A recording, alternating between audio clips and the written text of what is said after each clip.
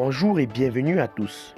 Vous êtes bel et bien sur votre chaîne d'information préférée, Actualité africaine.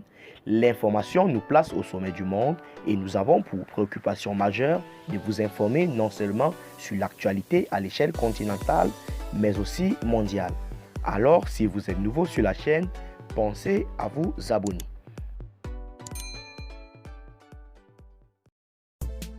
Eh bien les amis, avant de commencer, nous tenons à rappeler que les informations que nous partageons ne sont pas des informations à but de créer une quelconque zizanie entre vous, les peuples du territoire malien.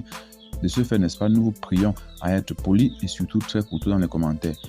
Néanmoins, les photos également que nous utilisons sont à but illustratoire. Nous vous exhortons dès lors à être compatissants et surtout très polis. Alors, si vous êtes scotché, on peut commencer. Force, n'est-ce pas, a été de constater que les affres causés par l'insécurité au Mali ou le terrorisme au Mali ne cessent de susciter beaucoup de remous dans les têtes ou dans les cerveaux des civils ou de la population malienne en particulier et du monde entier en général. Alors, nombreux ont été ces dommages collatéraux, si l'on peut les qualifier ainsi, ces affres ou ses conséquences entraînées par le terrorisme au Mali. De ce fait, nombreux donc sont ces pays collaborateurs qui se sont impliqués dans le but d'éradiquer ou de bannir à tout jamais ce terrorisme qui sévit au Mali, à l'instar de la France avec Barkhane et de Wagner avec la Russie. Maintenant, le tour est arrivé également à l'Allemagne de s'impliquer dans la chose. Et l'information, n'est-ce pas, qui fait l'objet de notre petite balade informationnelle ce matin est cette information selon laquelle l'Allemagne serait prête à augmenter son contingent au Mali. En réalité, l'Allemagne est prête à augmenter son contingent au Mali, contingent militaire présent au Mali dans le cadre de la mission des Nations Unies MINUSMA, a annoncé mercredi un porte-parole du gouvernement. Le nombre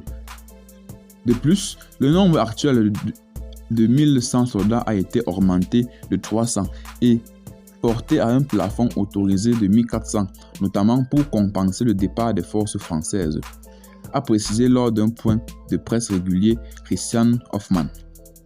Elle s'exprimait à l'issue d'une réunion du Conseil des ministres qui a entériné la prolongation du mandat jusqu'au 31 mai 2023. Les députés allemands doivent donner leur feu vert à cette décision. L'armée allemande était jusqu'en avril engagée au Mali à travers 2 missions.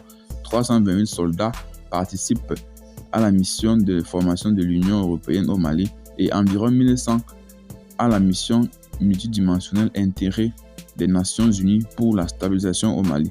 Mais l'Union européenne a stoppé en avril les entraînements de l'armée et de la garde nationale.